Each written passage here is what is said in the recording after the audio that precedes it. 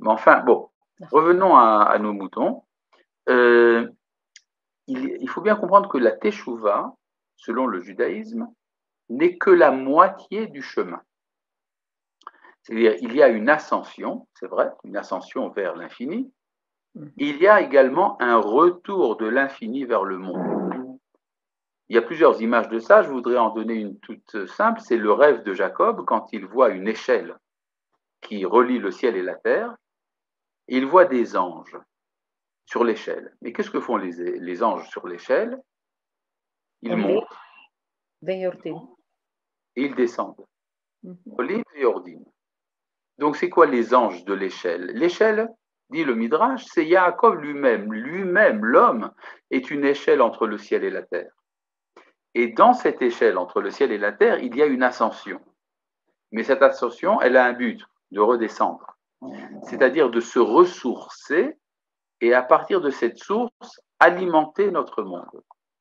Par exemple, le jour de Kippour, vous avez également une sorte de mouvement de Teshuvah. Le grand prêtre rentre dans le Saint des Saints. Le Saint des Saints, c'est le lieu de l'origine du monde. C'est-à-dire, il fait une Teshuvah topographique. Il monte et il rentre dans le Kodesh HaKodashim. Et qu'est-ce qu'il fait là-bas? Il en ressort. Et vous avez les poésies de Kippour, les piyutim, qui disent qu'est-ce qu'il était beau, qu'est-ce qu'il était grand, le grand prêtre, quand il sortait. C'est-à-dire, le but, ce n'est pas qu'il reste, le but, c'est qu'il en ressorte. Donc, on peut dire que tout le mouvement de Teshuvah, qui commence avec les slichot au début du mois d'Elul et qui arrive jusqu'à Kippour, a un but.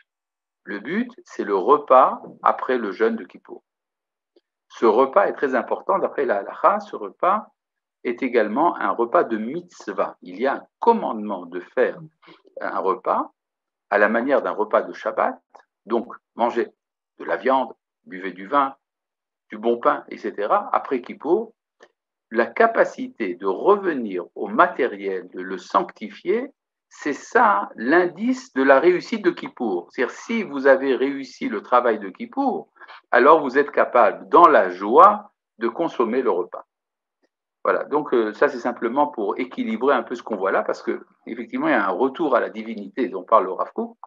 Je tiens tout de suite à équilibrer ça. Il y a également une forme de teshuva. D'ailleurs, le Rav Kook en parle par la suite, quand il dira qu'il faut faire teshuva de la teshuva. Parce que quand on fait teshuva, on se fait une sorte de dommage, et ce dommage doit être réparé. Les frères de Yosef ont été les premiers à faire teshuva. Mais non. D'après le Midrash, Adam Arishon, le premier homme, a fait teshuva. Caïn a fait teshuva. Mais la première fois que c'est mentionné, c'est avec les frères de Yosef. D'accord? Bon. Alors, oui. Adam Arishon a fait teshuva et il n'est pas rentré au Gan Eden? Non, tout simplement parce que quand Adam Arishon fait son péché, il est l'humanité tout entière. Quand il fait teshuva, il est un individu. Il est Adam de la famille Arishon, numéro de Teudat Zehut 0001, avec Madame Arishon, Chava, Teudat Zehut 0002, et donc c'est en tant qu'individu qu'ils font teshuva. Mais, disons, le Adam Arishon cosmique, lui, il a déjà éclaté, le monde est déjà tombé dans sa chute. Donc, pour faire la réparation de ce qu'il a fait, on a besoin de l'histoire humaine tout entière. Et Abraham, il n'est pas celui qui sent qu'il faut que le monde retourne à sa source, que j'ai senti dans le premier paragraphe que c'était effectivement, il avait un sentiment de cette tchouva olamite, qu'il part, lui, à faire son travail, à faire sa propre tchouva, mais aussi il sent que le monde a besoin de revenir à sa source, comme vous dites. Très, très beau ce que vous dites, très beau. J'adhère, j'accepte, j'achète. Okay. Bon,